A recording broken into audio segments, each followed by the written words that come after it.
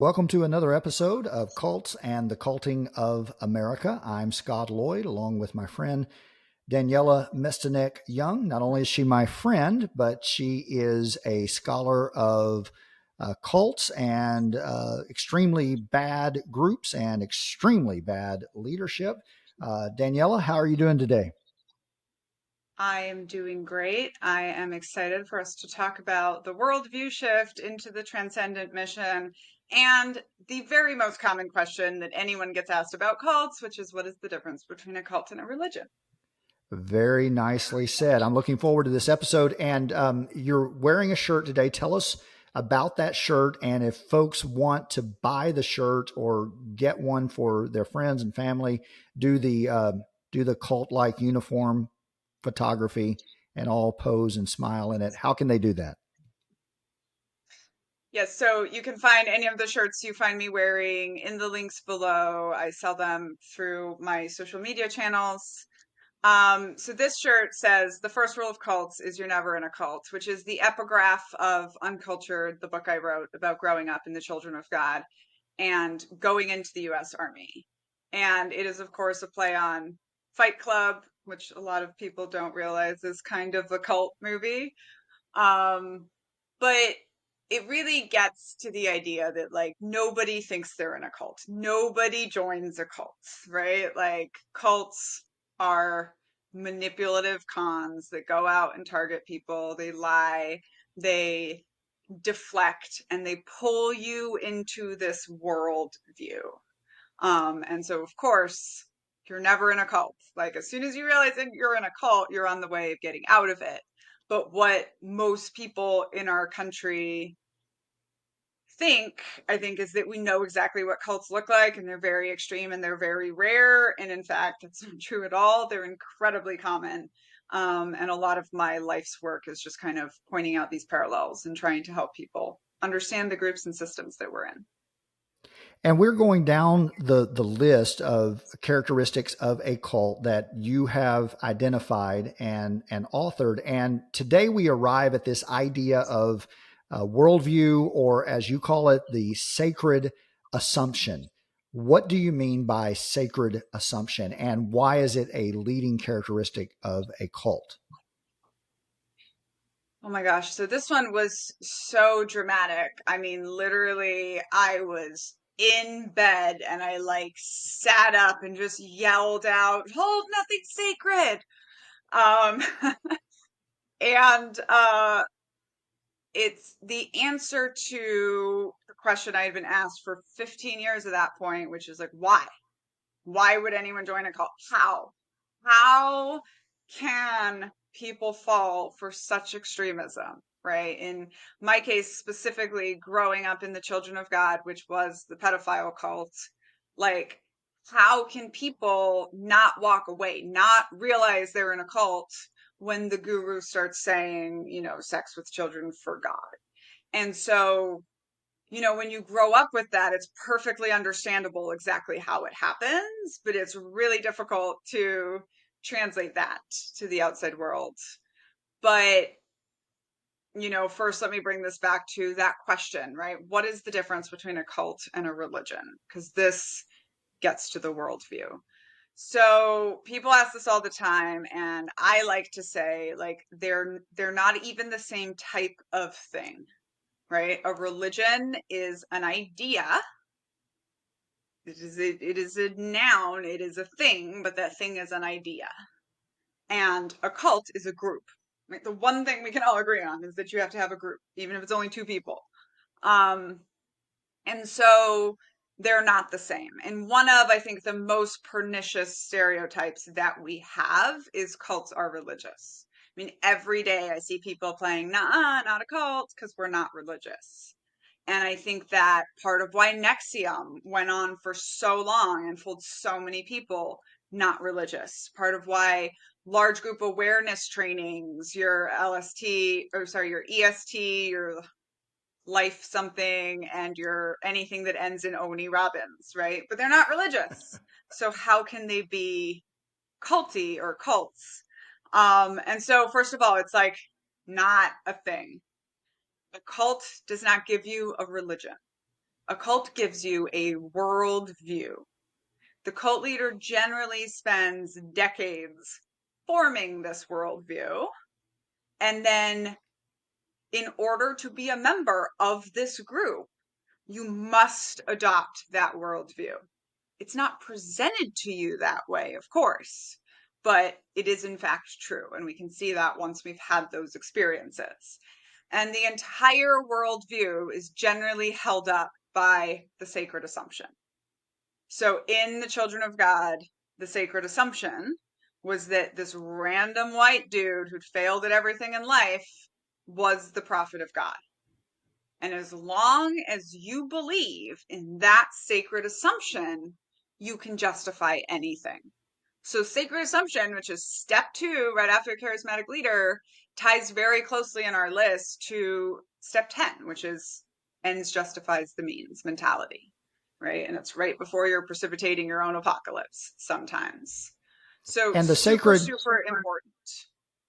and the sacred assumption doesn't necessarily have to be theological in nature. It could be anything that has to do with life. If you're pursuing wealth, if you're pursuing status, if you're pursuing power, and that's what a lot of these groups that say, "Hey, we're not a cult because we're not religious." That's what they offer. They Right. offer this world change or this fulfilling life or this flourishing existence. Right. So in Nexium, the sacred assumption was that Keith Raniere, a random, another failed white bro dude, was the smartest man on earth. Right. In the US Army, I think the sacred assumption is that the US flag is worth dying for. You must believe that if you are going to be successful in the United States Army. And, on and on it goes. So it doesn't have to be religious. It's not a religion. Again, it's a worldview, right? It's another idea, but it's not necessarily about where we go to and where we come from or like religious in this way. Now, there is something very interesting, and we might have talked about this on a previous episode that I've recently realized, and I call it space travel. That all cults and cult leaders, I think, promise space travel. And this is part of the sacred assumption somewhere. And by space travel, I mean that your ultimate enlightenment, your ultimate achievement of everything you are working for will be on another plane, in another existence, in another life, in a different heavenly body, in another, something that can't be proven, right? Something that people don't come back from. And an important part of that is because, of course, you can't let people achieve enlightenment, because if it was real, then they'll leave you, and it's not real. So they know it's a con. And so I think this is a really crucial part, but very importantly, and this is why it's so hard to crack people's brainwashing, right? Because as long as you choose to believe that sacred assumption, you can justify anything. And when you talk about this sacred assumption or this worldview, a place that my mind immediately goes, and there, even though you rightly point out that there is a big difference between religion and a cult. A cult, the leader knows it's a con from the beginning. A religion is perhaps a bigger idea that people choose to believe or choose to invest in.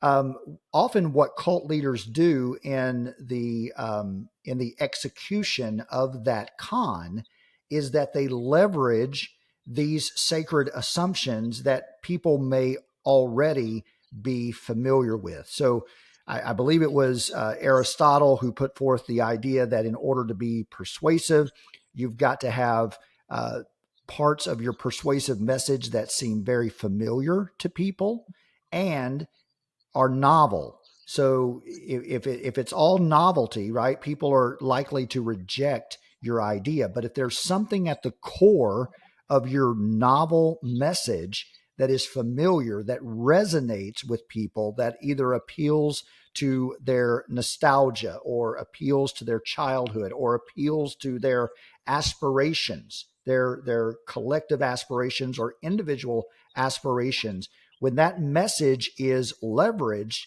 it can be very powerful to keep a group of people in line and to control not only their thoughts but their behavior. Yep. And by the way, I think this is exactly what Taylor Swift means when she says, "You know how to ball, I know Aristotle." It's just another line, and she drops many of them that, like, she knows exactly what she's doing with emotions. So yes, we've been knowing about charisma for a long time. And certainly a lot of these cult leaders like know how to pull these strings. I think just in general, like always be wary of people who know a lot about bad leaders, because that means they also know how to manipulate you and how to pull these different strings. And that's one of the things we usually see when we look into these cult leaders' backgrounds, is that they have been figuring this out for a long time. And I don't agree at all with the stereotype that it's not even a stereotype, it's said all the time. It started off good and then it just turned bad. I don't think anyone just trips and falls from good leader into perfect coercive control with a following like perfectly set to be brainwashed. And when we look, I said this recently on Threads, and somebody was like, "Well, I don't know. I don't think Jim Jones had bad intentions." And, I'm at such a loss for words, because Jim Jones Yeah. is the literal textbook. He's 5 years old and he's studying how preacher voice helps you manipulate people. He's 15 years old. He's threatening to shoot his best friend for not doing the wacky thing that he says. Like, he was always, it was never about civil rights. That was just the thing that made him unique and made him stand out. And we see this, and this is the part where they're establishing their worldview. They're usually starting and failing a lot of organizations that later becomes part of what I call their King David lore. All of my failures were leading to this. Let's jump over the fact that King David was an objectively horrible person. Um, and so, and this then becomes the reason, like, why religion is used so often, is it's because it's a pre-existing worldview with pre-existing giant bodies of literature and concepts that the nefarious cult leader can just take and just, there's a reason that toxic CEO that you hated made you read like 7 Laws of Power, or How to Influence People, Make Friends, and Exploit People. I mean, influence people. You know, and it's like they're taking this thing that already exists and they're putting it on you with their tweaks and their spin and their worldview. And of course, religions kind of have your thought stopping cliche built in, which is, at some point logic ceases and you go forward on faith. And so that in itself is not a bad thing, but nefarious leaders that have been working these weapons since childhood, like, really know how to use that. Right. And The Jim Jones, thoughts. by the way, Jim Jones goes from Christianity to anti-Christian Marxist, right? Yeah, Like, and the thought stopping cliche is, well, God told me to do this, and I often tell people, because this was a big thing growing up in the United Pentecostal Church, when someone would play that card, well, um, I disagree with what you said because I've heard from God. How do you come back from that? You don't, right? There's nothing that you can say at that point if that person is claiming that they heard from God. And you're exactly right. What these cult leaders do, and these groups, is they take.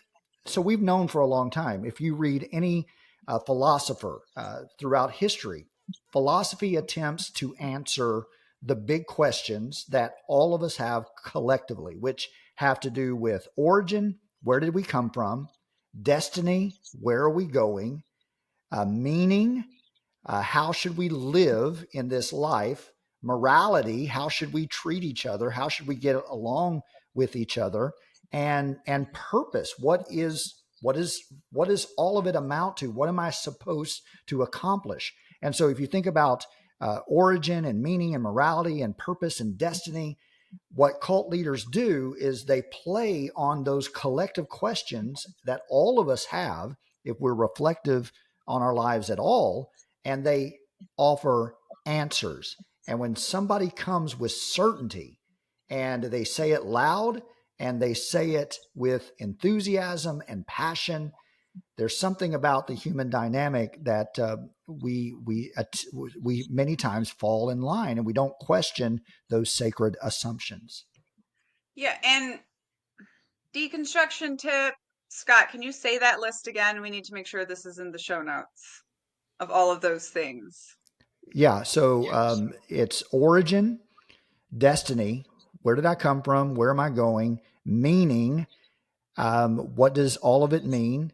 And what does my life mean? And then morality, how do we treat one another? How do we relate to one another?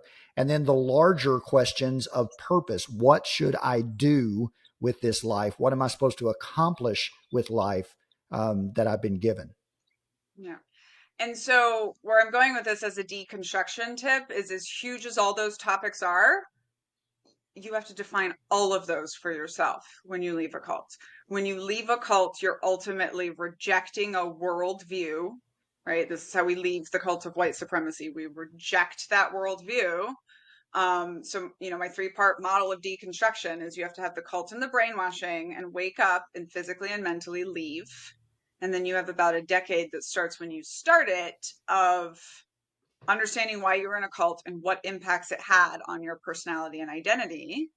And then you have the third phase, which is moving forward with no models. And one of the things that is so overwhelming and is such a hidden exit cost is you lost all of that, right? And you have to answer these giant, giant questions that have kept literally every philosopher up at night.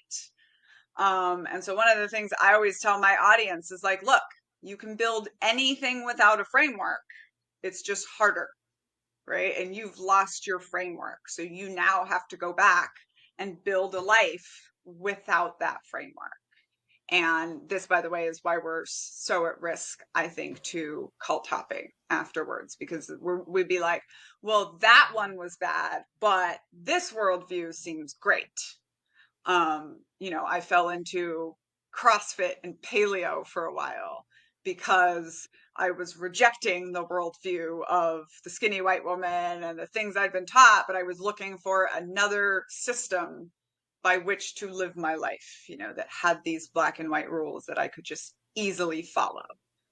And Yeah, all and of that. that's something that I experienced as well. I often tell people that my deconstruction is still ongoing, right? Because I left the United Pentecostal Church in a rather slow fade.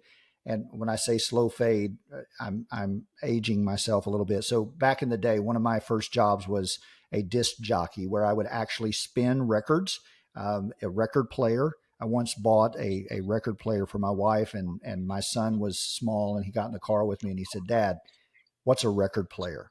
Just for those that don't know, when I say a slowed fade, there used to be, and sometimes bands still do this, and artists, where at the end of a song, instead of just ending abruptly, they sort of fade out. And so that, when I was leaving the UPC, that was sort of what I did. And I went through these stages of what you refer to as cult hopping, where I would embrace another theological perspective or idea, and I would look at that. And all the while, I was coming to terms with one of the big things that my cult told me, and that was that I was exceptional, that I was special, and that's one of the sacred assumptions.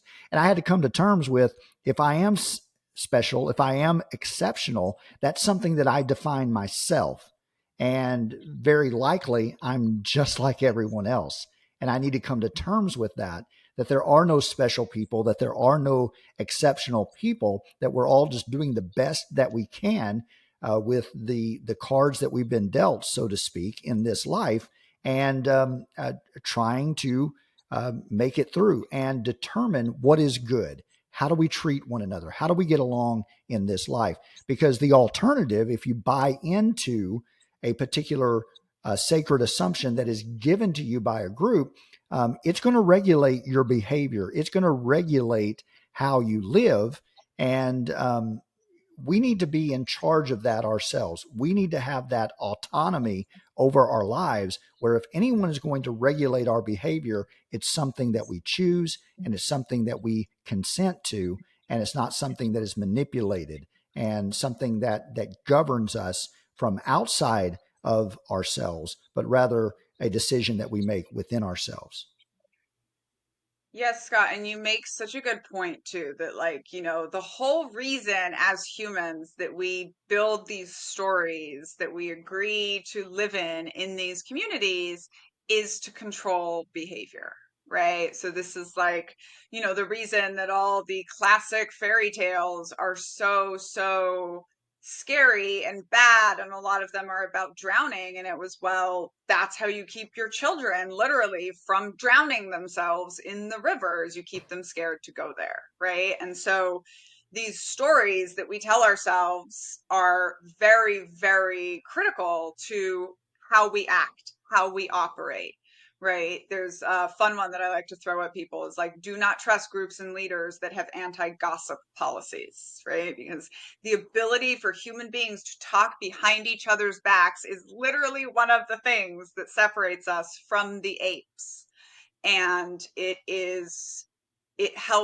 only helps coercive control from top down to control like what individuals in the group are saying to each other or about each other, and of course it helps the people at the top clamp down on the people at the bottom, warning each other about them, right?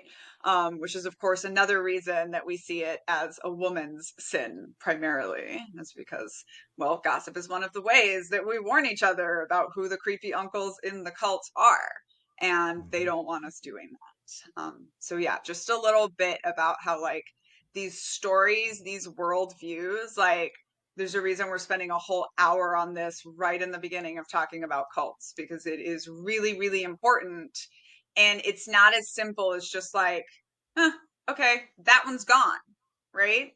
Um, I think honestly, when we look at ourselves in like the decade after we left the cult, we can probably see places where we were just completely trash people.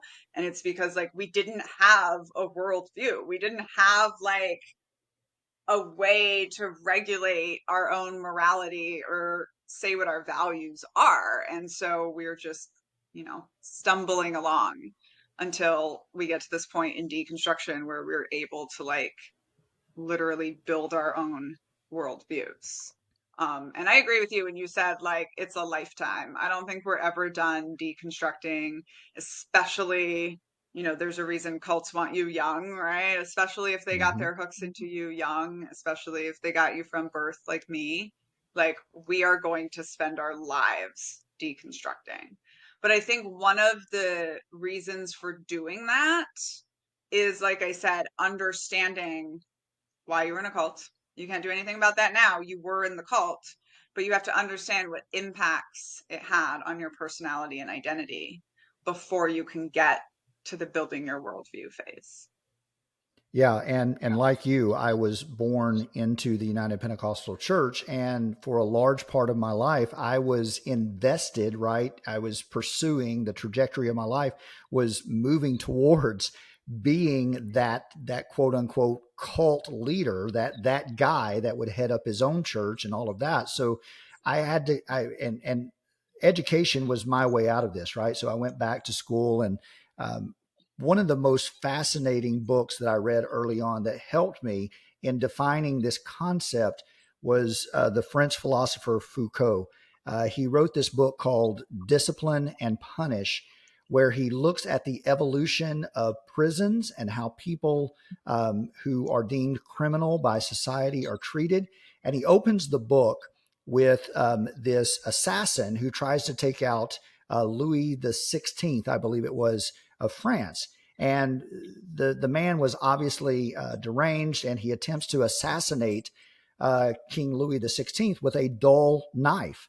And of course, when the knife hits all of King Louis's padding, it doesn't even penetrate his clothing. But this man is taken and he is tried in secret, as was the custom, and then he is executed in public by being drawn and quartered. And so his limbs are tied to four horses. They all move in the opposite direction, and he is torn apart literally. And this doesn't kill the man. There's still a lingering after his death. And of course, all the masses are watching this. And what Foucault says is that this had the opposite effect. So these public executions made people rebel. And so they had to come up with some better way of dealing with divergent people in society. So they came up with a prison, and the prison was regulated, right? You get up at a certain time, you go to bed at a certain time. They had you busy all day, they had you working. And then one of the most extraordinary evolutions of the prison system was the architecture design of the panopticon, where you have the guard tower in the middle and the jail cell that surrounds it. So all of the prisoners have this illusion that they are being observed 24/7. And so if you feel like you're being watched, then it regulates your behavior.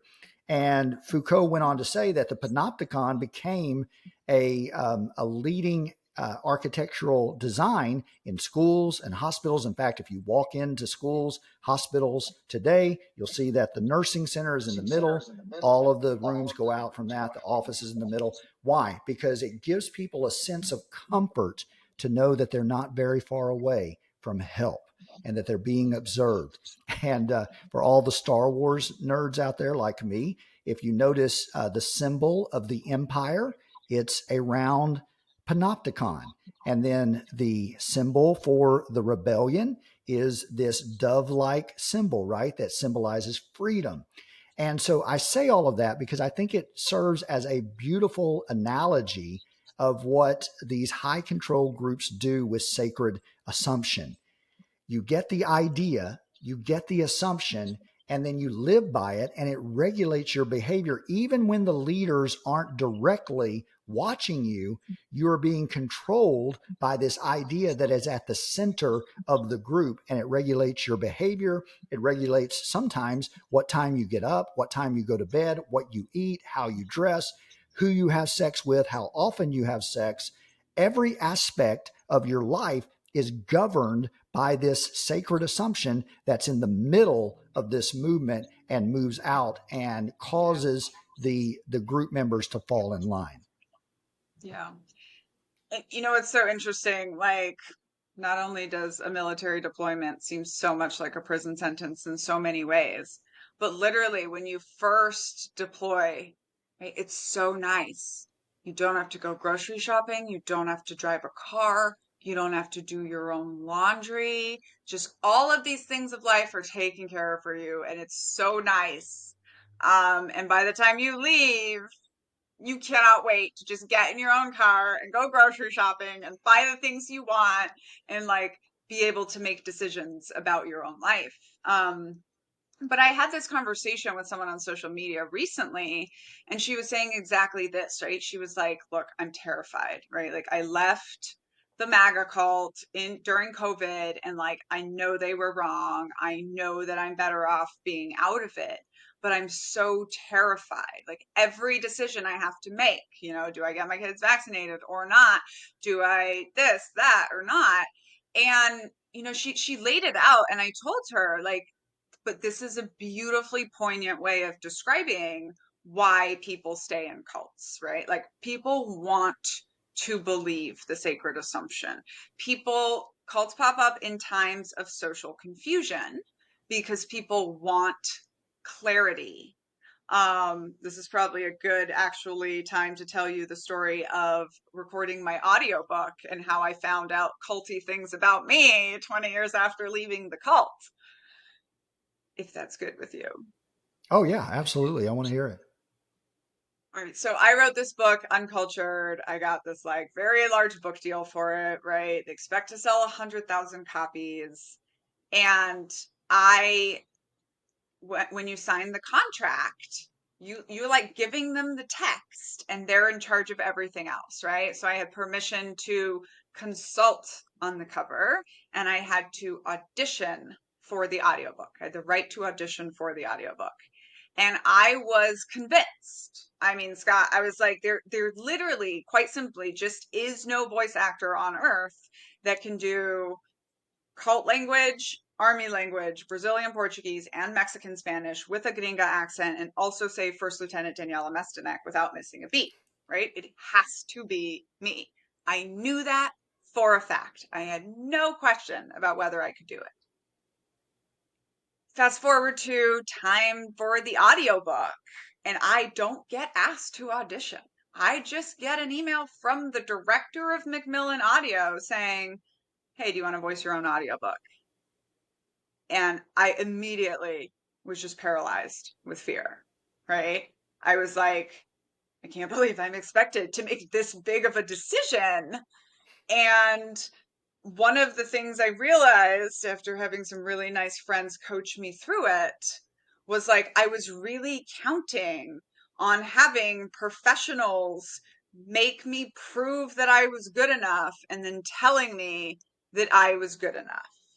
And ultimately from my audio director, who's now a dear friend, I was told the only thing I need to hear, which was you telling your story in your voice is good enough.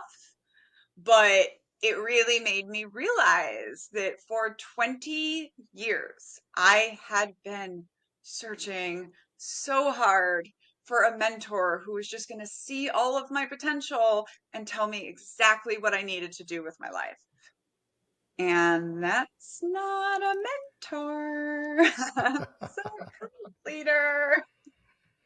And you're exactly right. That's something that I've experienced as well. I mean, hell, I'm 50, I'll be 53 years old, and I'm like, to this day, right? If I start a new job or if I'm doing something, immediately I'm looking for validation. Or when I speak to a superior or a supervisor or just somebody I want to impress, I'm speaking in an apologetic way. I'm apologizing for everything. And I think that is a holdover from the conditioning that I received growing up in that United Pentecostal church, that I had to have the approval, I had to have the gaze of the leader, or somehow I was irrelevant and unimportant. So absolutely. I think that's something that all of us coming out of those particular groups deal with. And the sacred assumption gave us something to aspire to. So it stood in for proxy for the leader, because there's only one leader, right? And so if you couldn't have the constant gaze or attention of the leader, at the very least you had the sacred assumption and you were working towards that, and it was like looking at you constantly and you were reaching for it. Yeah. And it's like it gives you a goal, right? Because what you talked about was like, what's going to make me superior, right? Or what I told this woman, like, what's going to help you make those decisions? Nothing. Nothing. Welcome to the world where being a human being is terrifying. Anything bad could happen to you at any time. You have to figure out how to live your one life just like everyone else. And there's nobody to guarantee you that what you are doing is right? And that's really what we want at the end of the day, as you mentioned, as humans. Like, we want to know that we're close to help. We want to know that all of this pain is for something. And I can tell you, like, that's why I wrote my book, right? I was like, well, if I'm not going to have a belief, future, some space travel, like, I want to know that all of my pain was for something. Right. And so putting it into this book, making it hopefully a guide for some other people, like, that answered that for me. But there's also this very poignant moment in the book where this man tells me to get the F over myself because I'm not as different as I think I am. And that, I say, is a very poignant moment. Absolutely saved my life. And I like push this back on people now, right? Which is like what you were saying, like, we're not different, we're not special. We are where we are because of a combination of luck and a bunch of other factors. And any of that can go away at any time. And that is terrifying. It is terrifying. I mean, we are living right now in a country where we don't even know what our political system is going to be or look like next year. It's terrifying. Mhm. Um, I mean, and Yeah. and that's kind of the answer. The answer is we're all in this together. And We need to not be under these sacred assumptions that are all keeping us apart. We need to all actually like be living the same horror story together so that we can figure out a way out of it. And that's why the leaders who are proclaiming these sacred assumptions, one of the one of the big taboos in a cult or a high control group is people that ask questions and ask questions repeatedly. So it again, it's a bell curve. And I Right. remember this growing up that, when I would ask some questions when I was a Sunday school kid, those questions were rewarded because they had answers prepared. But as I grew up and I kept thinking about this, and I would ask harder questions and questions that people didn't have ready answers for, they were like, well, you think differently and you shouldn't think like that. You just have to accept it. And what the sacred assumption does, it attempts to offer certainty. And because, for all of the reasons that you just described, we live in a volatile world, the only constant is change, and there is no such thing as certainty. When somebody Right. offers certainty, and it sort of becomes a self-fulfilling prophecy, right? So if you have some good fortune come your way, they'll point to the sacred assumption and see that's why you were blessed.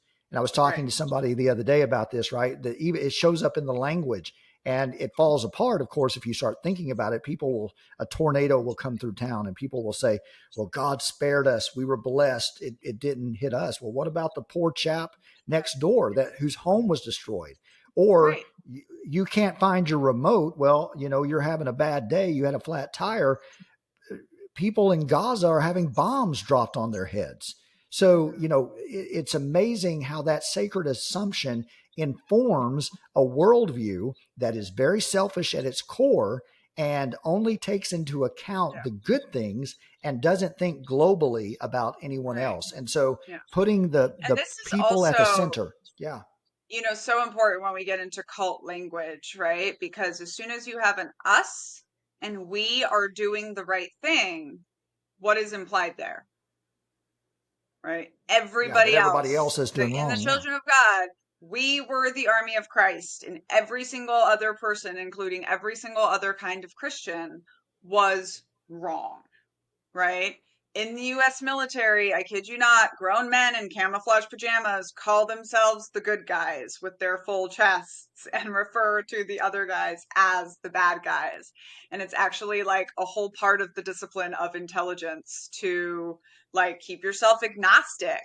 Because if you are so biased toward your own goodness and their badness, like you're going to miss so much. And in fact, the number one thing that like kills a lot of American soldiers is our automatic assumption that we are smarter and righter than anybody that we're fighting. And a big part of our job as intelligence officers was like, do not underestimate these people, do not. We love to talk about how these societies are 1,000 years behind us in development. Like you go into battle against them thinking that, and you're gonna see what's up. Um, and another just important thing that you said was like this ability to give people whatever answer they want. That's one of the things that we also learn growing up under the sacred assumption, right? It's like you can tell people what they want to hear. You can get a beat on people pretty easily because that's what we're taught to do. Like we're taught to answer kind of these bigger biases and stuff. But I wanted to say, so it's very interesting to me that I named what to do about it before I even named the sacred assumption, right? And so my 10th commandments for good groups that aren't cults that matches the sacred assumption is hold nothing sacred. And I honestly think like that is the way we're going to survive this extremism, this culting of America that we are living through. So people really don't like this, right? Well, there must be something that you can hold as purely wrong. And of course there is, right? But holding nothing sacred means holding the assumption that there's something you don't know, there's something you are missing, there's something else that somebody else could have.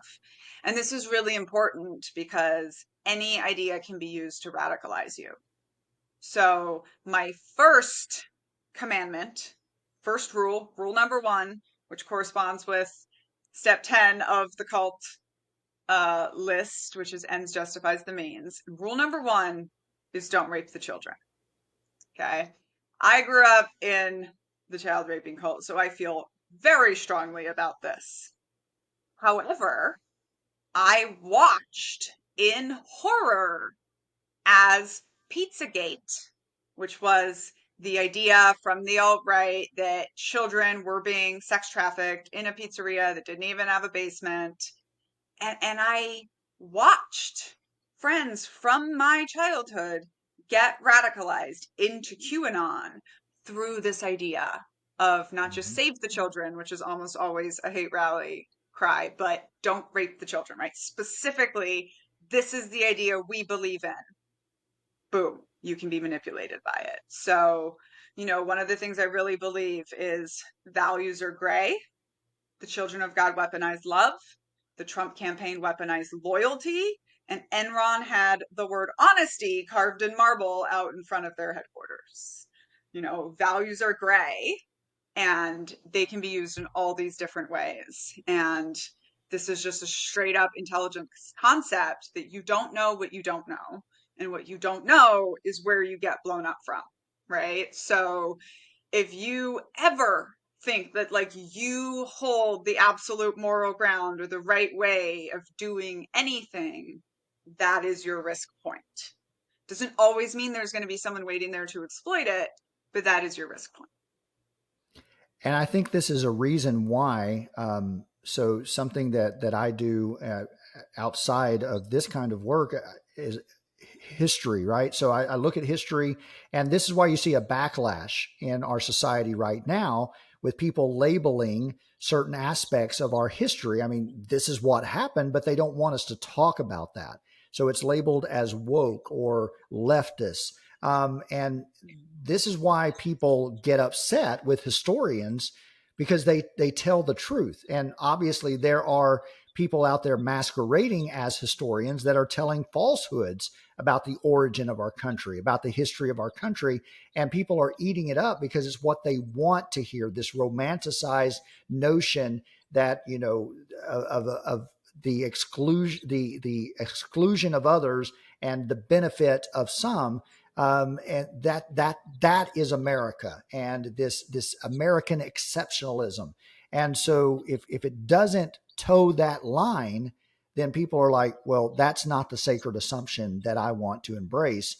And so you're exactly right, because of the halo effect in communication, where you are predisposed to believe someone you love and respect, whatever they tell you, especially if they know how to tell you what you want to hear, they're going to assume the best about you. And anyone that deviates from that or tells the truth is immediately going to be labeled as disruptive, as sowing division, and as someone who doesn't have the best interest of the community or the culture or the society in Yeah. mind. And this, by the way, is called the Cassandra effect. And it's a semi automatic thing that we do as humans, which is to associate the person warning us with the threat, which the threat, right? Don't kill the messenger. I think we've talked about this before on this podcast, but Cassandra is the one in the story of Troy who predicts the downfall, right? But she is cursed.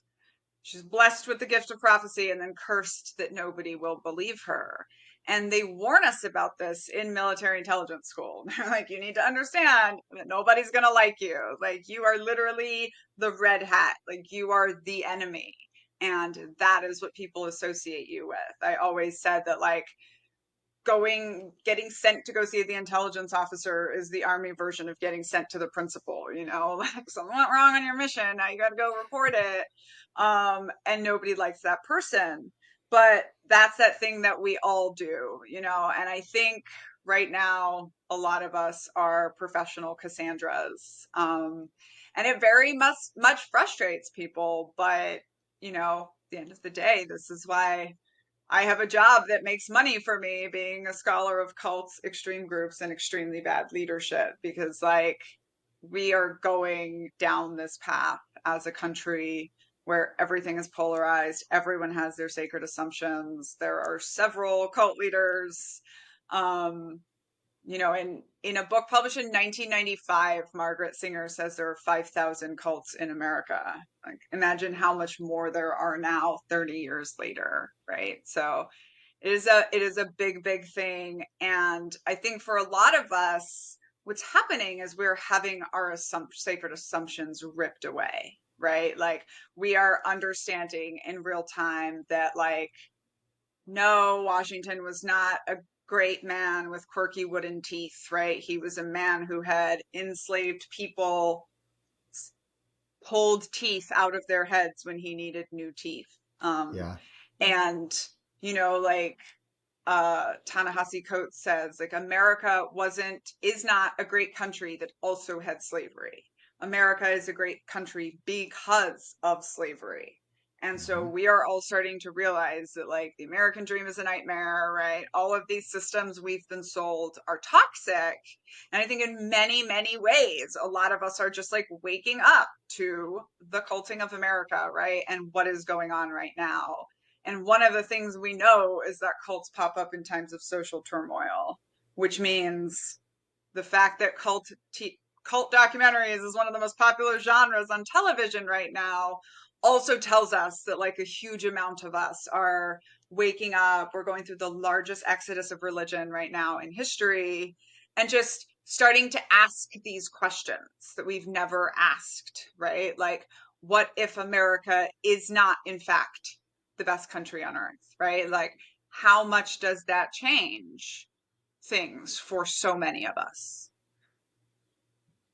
And you mentioned something about values. And I think this is why I think when you hear um, companies or organizations or movements talking about their values, that can be very problematic because, again, you said that values can be radicalized in either direction.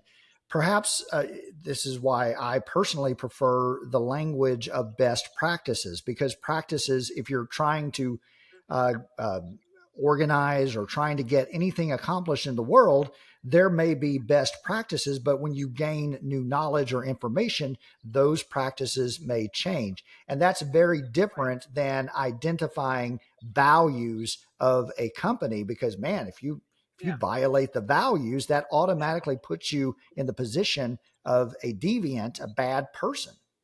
right. And, the organizational psychologist in me always says in a professional leadership way is your values aren't what you say they are. They are the reporting you require. Like, that is where it is found. You can say all day long, Enron, that you care about honesty, but that's not what the books showed, right? Or, like, I was at Microsoft, and Microsoft was trying so hard to teach their retail employees not to fight with thieves, right? Just, they didn't tether, they refused to tether. And so, we're having situations where people just walk up, take the laptop out of the hand of the demonstrator and walk out, and they are expected to just let them go. And if they fight, they're going to lose their job.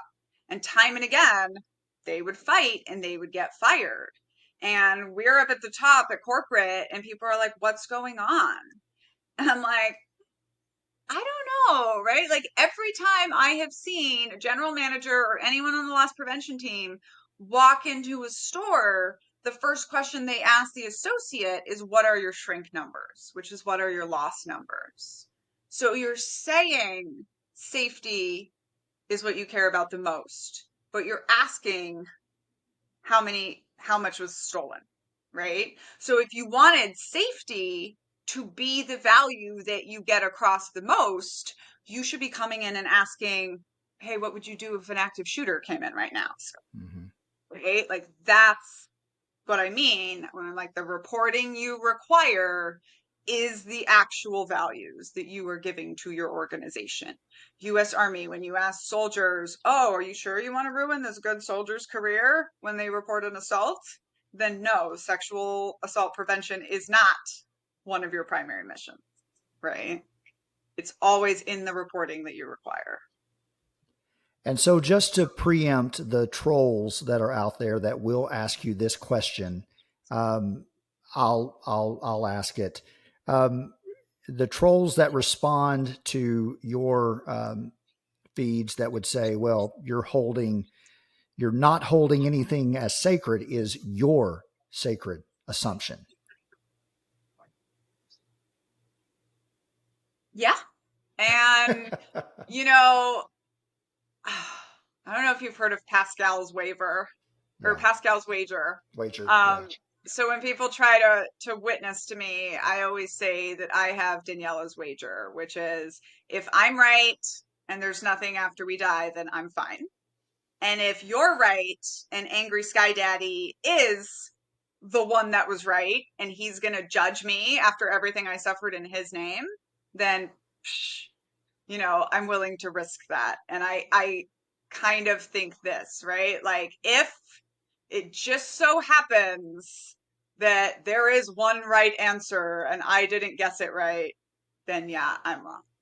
But I generally think that approaching all of your beliefs with the tiniest grain of skepticism, right? So I show this in Uncultured at a soldier's funeral, right? And not just a soldier, 10 of my people who die in one ambush. And we are standing there saying all of the things that we say to eulogize American soldiers who have sacrificed their lives in war, right? We're on the side of right. They are heroes. And here's kind of Lieutenant me, right? Like on one side being like, I'm destroyed. I lost these people. I hate the people that killed them. Everything they're saying is correct. And here's the other side of me going, Muslims won't let people lie for more than 24 hours without being buried. So they're having the same ceremony. And mm-hmm. just the realization that if you're willing to die for something, you believe that it's 100% right. And so I 99% believe, probably less now that we are on the side of right, but that we were on the more side of right than the terrorists in that situation. But I just hold that little bit of doubt that the fact that they also were willing to die for it means we could be totally wrong in this bet that we are making.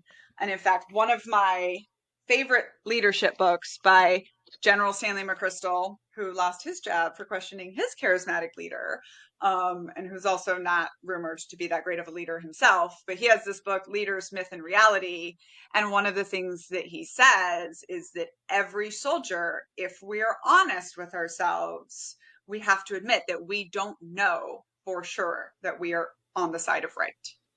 Um, so yeah, I think it ultimately goes back to like, okay, what if being sure about the sacred assumption is wrong? That's being like, okay, but what if the cults are right? You know, Yeah. what if the cults are right and a black and white view is the prescribed way to live? Then yes, I'm wrong. So maybe the number one thing I hold sacred is hold nothing sacred.